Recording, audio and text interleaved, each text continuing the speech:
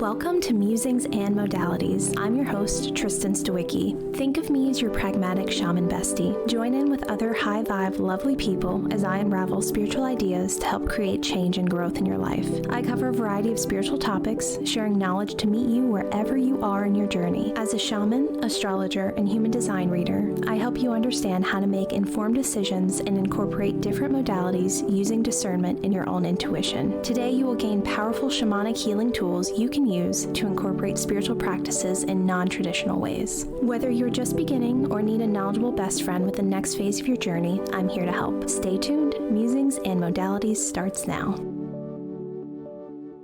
Everyone, and welcome to Musings and Modalities. I'm Tristen Stawicki, your pragmatic shaman bestie, and for the next 30 minutes, we'll be diving into pendulums, where I'll share exactly how I use, cleanse, and show gratitude for mine.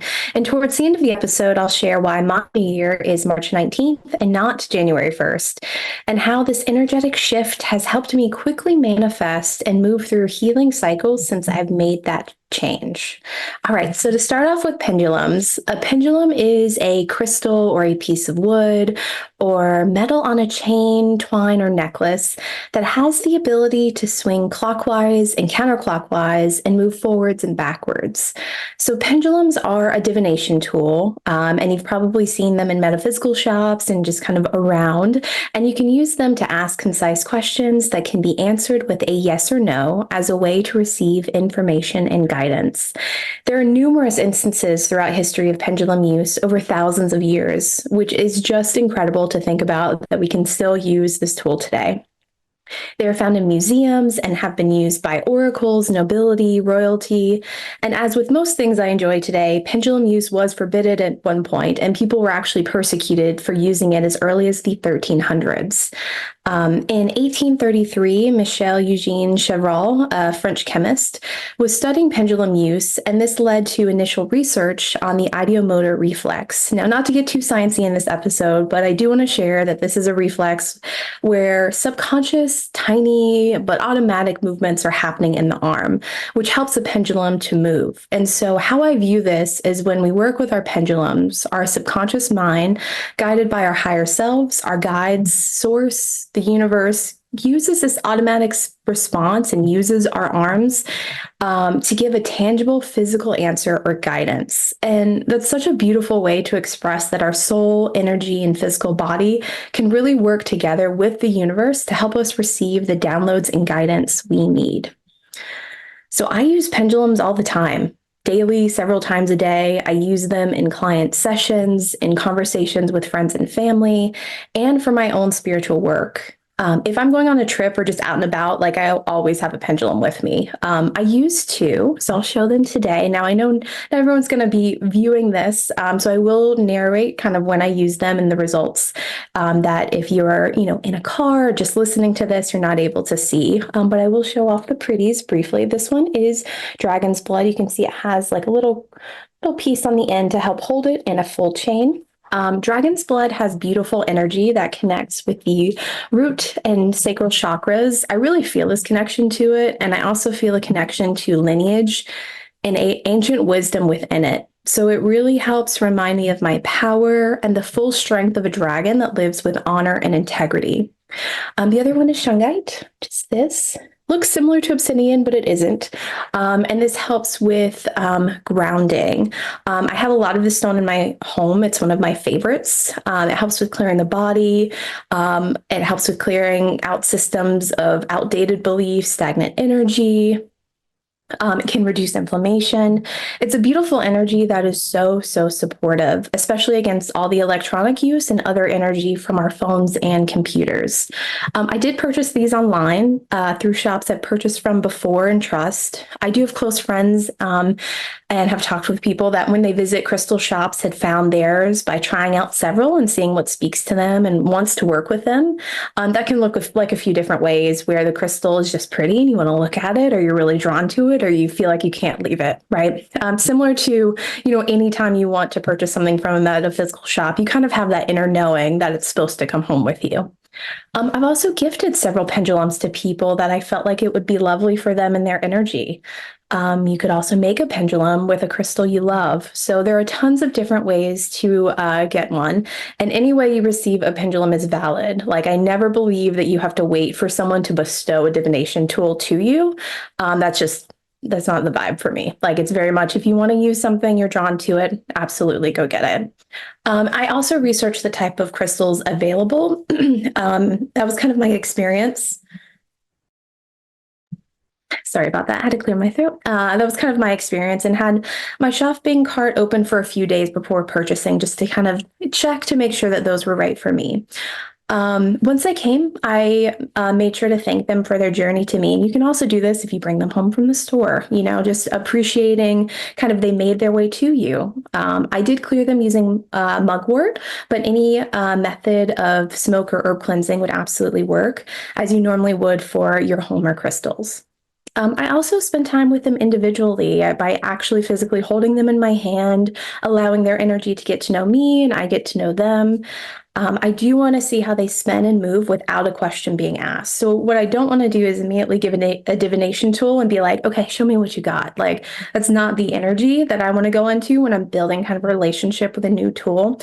It's very much okay, let me see like how you work. What energy do you need to be kind of successful, or so we can start kind of building that trust. And so I do want to demonstrate a little bit. And as I said, I'll narrate these examples. And so here is my dragon's blood pendulum. You can see it kind of moves side to side, front to back. When I do ask a question or I'm starting use with it, I hold it so that way the chain is shorter, and I let it have some momentum. I let it move a bit. And then I'll ask my pendulum to show me yes. Mine moves in a circle to the left counterclockwise, and then I reset between each question and have it swing kind of forwards and backwards again. Show me no. And mine moves into a circle to the right, clockwise, quick reset. Show me bigger yes. And the counterclockwise circle really grows in size. And then I can reset. Show me bigger no. And then sometimes you'll get a lot of momentum and it'll actually swing out really, really far. And it'll go clockwise circle for no for me. Now, of course, as with anything, your pendulum may answer you in different ways. That's how mine have just always worked for me. These types of questions really let me know their baseline. So I want to monitor the size of the answer.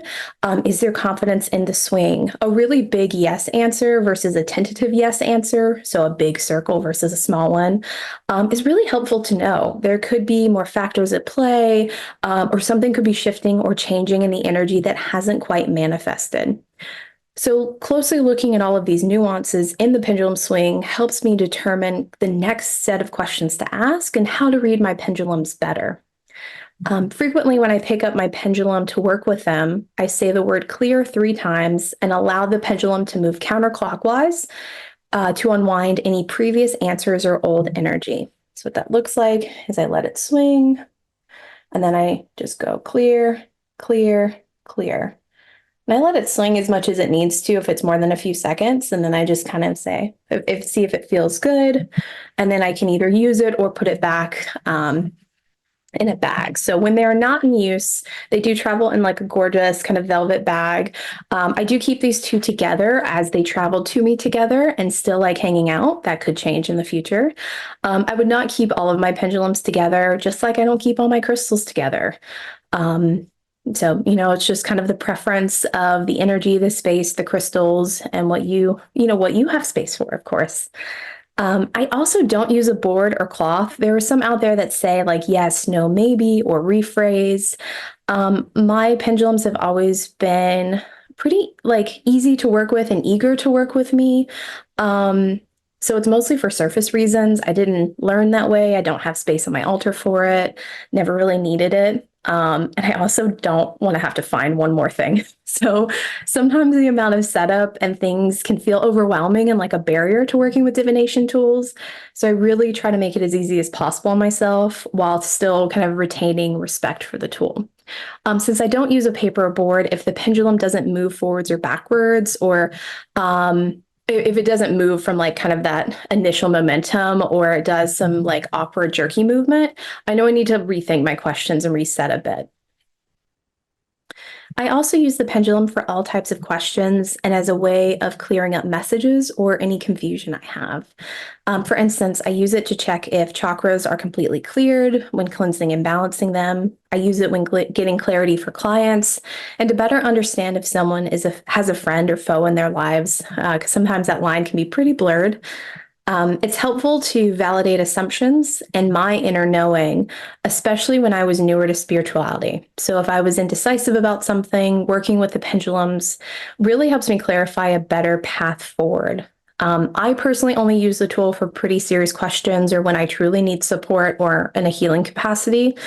This isn't something I decide or like I used to decide which outfit to wear or for very minor everyday questions like what to eat for lunch. As you're starting out and gaining trust and building a relationship with your pendulum, I know asking deeper questions can feel intimidating.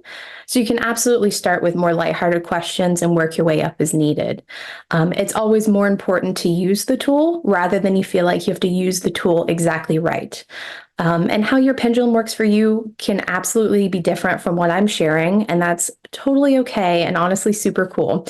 So if you're having interesting or cool experiences with your pendulum, I'd love to hear about them. And when thinking about what to ask your pendulum, the structure of the question is very important. So I try to be very thoughtful about my approach and how I ask the questions and treat each word as they matter. So concise, specific questions are best. Open-ended questions are not going to work. It's yes or no questions only. I also focus on in my mind on only the question I'm currently asking. And I really try to limit any chatter. So this isn't the time to think about your next question or anything like that. That can be confusing. And the pendulum could actually be answering a question you're thinking about rather than one you ask aloud. If I have several things I want to ask about, I would not group them into one question. And of course, this can take several attempts, right? And I would like you to have grace for yourself and for the tool you're using, especially as you are learning each other. I was super clunky in the beginning with mine, and it took repeatedly working with them over the past like 2+ years to get to the place of confidence that I have now with it. And if you find yourself getting frustrated or annoyed, take a step back and definitely go do something else. Grounding is so important before working with a pendulum. You really want to strengthen your aura, tighten your energetic boundaries, and have a strong sense of self. If you're someone that struggles with knowing what is my energy versus someone else's energy and feel all of the emotions, this could be a little bit more challenging. The most important piece is not to impose your will, hopes, or dreams on the pendulum's answer. The goal is to move into a space of sacred witness where you acknowledge the wisdom and messages from the pendulum and act almost like an unbiased third party when requesting guidance. So, to dive into being a sacred witness more, as I know this might be a newer concept, this is all about creating a space where you feel and can give safe and comforting energy for those who are going through hard times or those who are sharing very intense personal experiences. This could also be used when you're trying to reflect on your own journey and the phase you're moving into without an emotional attachment. So, this is a space where I can engage in deep listening with someone, where I'm able to help them move through their energies and feelings and emotions. Because if you think about it, if I was listening to a client and I kind of took on all of their energy, especially if they went through something incredibly traumatic and incredibly hard, and I had all those big emotions come up, that really hinders my ability to keep and hold the safe container for them or to help them. Or worse, if I'm like physically experiencing emotions and like upset or crying or something like that, the client would almost feel the need to either minimize what they experienced or comfort me, which is not at all why we were in the session together. So this is a very powerful space to stay in and move into when you need it. I also move into this space when strangers start sharing personal and traumatic events or start unloading emotionally. This is a way I can protect my energy, ensure I don't take on any of their emotions or lessons, and can do the work I need to do in the world. So how do you get into the state of sacred witness? It does take some practice, and once again, grounding beforehand or feeling grounded is important. If I'm going into a situation with a family member that is draining or who overshares, I say the following to myself: I am safe. I am grounded. I am only responsible for my emotions, feelings, and thoughts. I am unavailable to take on the emotions, thoughts, or hardships of others. I can engage in deep listening and send good vibes and thoughts their way. And what this affirmation does is really affirm kind of my personal responsibility, which is never to take on burdens from other people. If you carry someone's burden for them, that actually impacts their healing journey and can hold them back. This is also incredibly draining and a very fast way to empty your own cup. So after grounding and stating the affirmation, I mentally prepare myself to engage in deep listening, and I do this from a neutral space. I ask myself what my body needs. Is there a comfort I can engage in while being a sacred witness, like hot tea or a cozy blanket, something tactile that can keep me grounded throughout deep conversations. I also allow myself permission to disengage from conversations if my boundaries are crossed, if I'm feeling depleted, or if I find myself unable to hold that space. My needs are always paramount. So I wanted to give you several examples of being a sacred witness and how to prepare for it, as this is the receptive state needed to work with a pendulum. This is not a tool where I would use it to force an answer or to justify something I want to do. For instance, if I pick up a pendulum, try to get to a yes answer to justify doing something I know I should not do in my gut, that's a really disrespectful way to engage in this practice. So I do treat my pendulums with the utmost respect and honor the messages received through them. I also know the future is constantly shifting and changing, and truth is multifaceted. So, regardless of the answer given by the pendulums, if it's yes, no, restate, maybe, I also check with my own gut and with my clients to gauge if the answers ring true. And this is probably the most important part, because what I mean by ringing true is if it feels right in my system. Is there a physical reaction like goosebumps or a tingling feeling like, how do I feel in my body? Is there doubt, or do I feel steadfast and validated in the guidance that's being given? There is a lot of nuance when receiving any messages and downloads, which is why taking care of your physical needs, grounding, and being in a neutral, receptive state is vital to getting answers you trust. Now, this is my BFF's only tip. I have a few of them in this segment. So when a pendulum chain knots, if I'm in a session or in the middle of asking it questions, and that's when the metal chain, a knot will form like magically. It's kind of wild. And so when that happens, I really think of the last question I asked. I reflect on my energy, on the collective's energy. How does the world feel? I take this as a message that there's something I'm missing that is important to note for the integrity of the questions being asked and answered. I do not like asking questions with a knot in the pendulum's chain. So I stop what I'm doing, I acknowledge the knot, and I remove it before continuing, as I feel it blocks the energy from flowing through as cleanly as I would like. So I ask a few of the following questions. Can I continue asking questions? Do you need to be cleared? Is the other pendulum a better fit for this discussion? Should I stop asking about this topic? Is there interference in the guidance today? And you can obviously add more questions if anything comes up for you.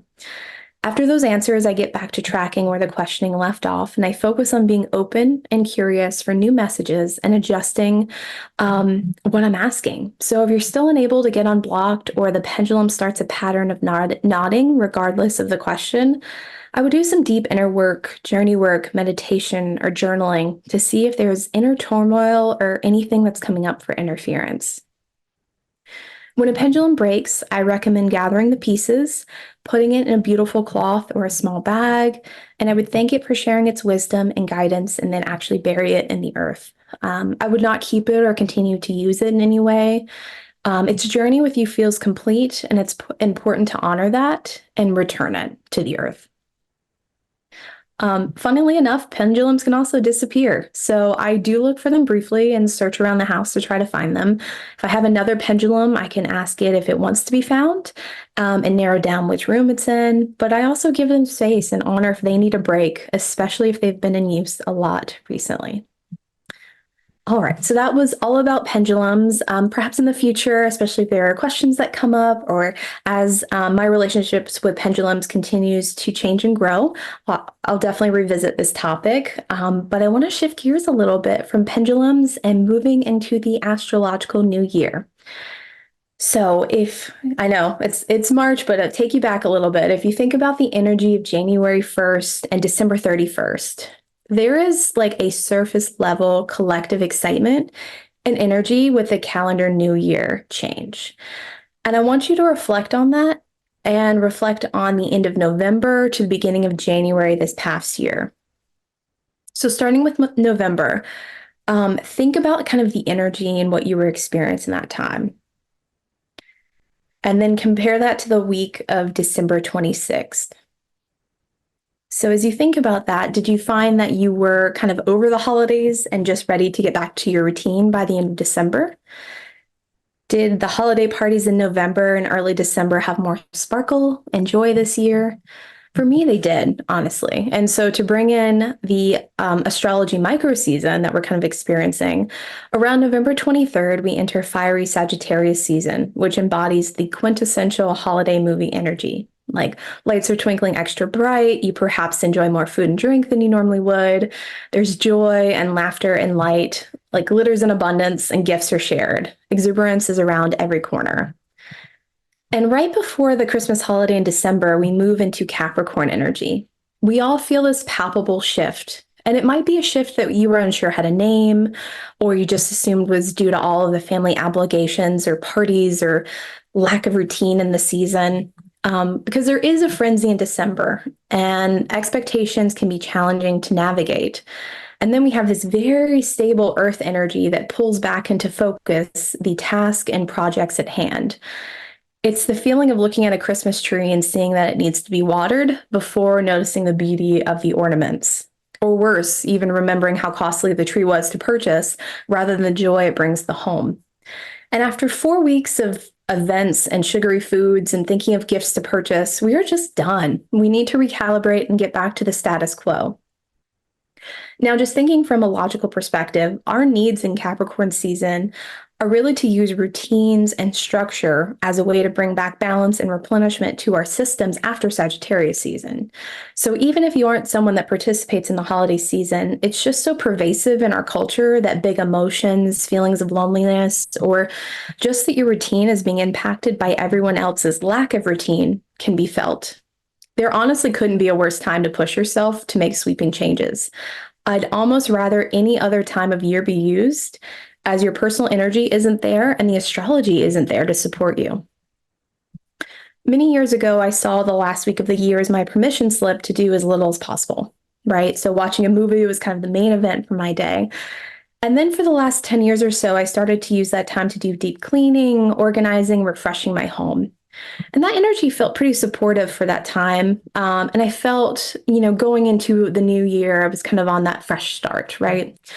I had made literal and figurative space for any new opportunities and things that would be coming my way. And this year I wanted to try something new, and I actually worked the entire week. I went back to my normal routines. I added in structure that was a little bit lost over the weeks leading up to this, and I made a conscious effort to acknowledge and work with Capricorn energy. Now, I do want to call out that I had no expectations of other folks who were taking this time to rest. So if someone was out of the office or I needed something from someone else, I just put those things on pause. I mostly focused on myself and what I could do. And it was a beautiful week, and a beautiful thing to kind of change a week that had very little purpose to one that had a lot of purpose.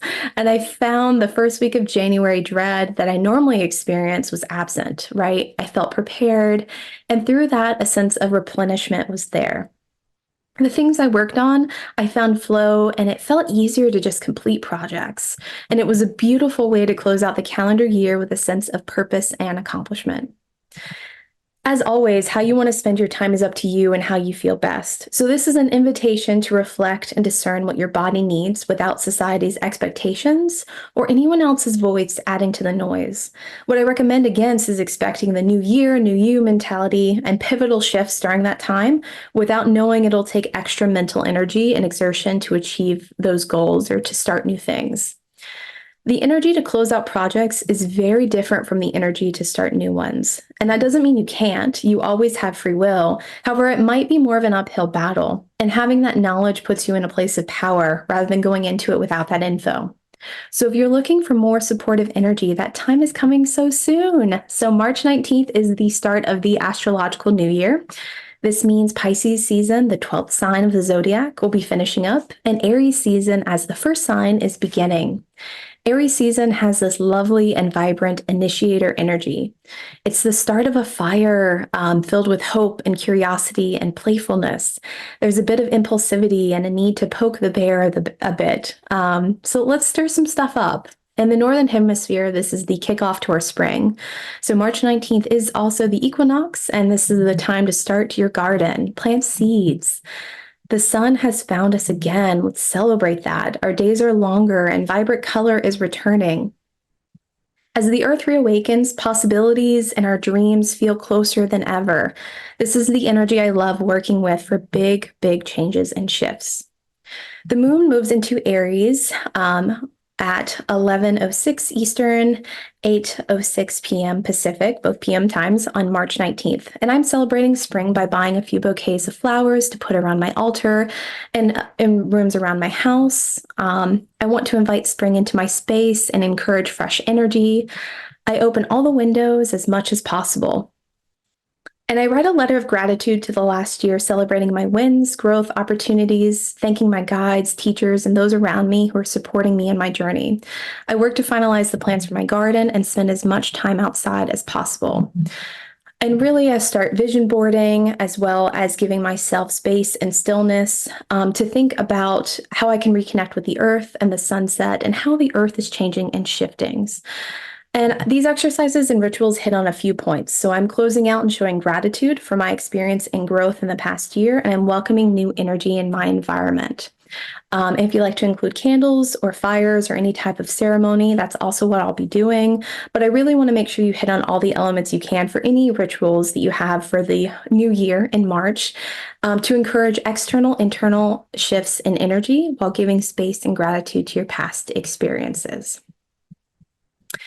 So if you want to set intentions for change during Capricorn season towards the end of December, I recommend using that time to set achievable goals from then until the end of Pisces season, and then work with that Aries energy to plan and set up your next 12 months, which is so, so exciting. So thank you so much for watching Musings and Modalities with me, your pragmatic shaman bestie. Tune in the second and fourth Mondays for each month at 8 a.m. Pacific, 11 a.m. Eastern for more fabulous episodes. If you'd like to learn more about pendulums, your year ahead, and working with astrology, you can book a session at musingsandmodalities.com. Thanks for listening. You've been listening to Musings and Modalities with me, Tristen, your pragmatic shaman bestie. For more powerful healing tools, join me every second and fourth Monday at 8 a.m. Pacific on Transformation Talk Radio. I cover a variety of topics to meet you wherever you are at on your spiritual journey. Learn techniques to work with pendulums, past life healing, astrology, and more. Please share the show and subscribe for more guidance from your pragmatic shaman bestie at musingsandmodalities.com.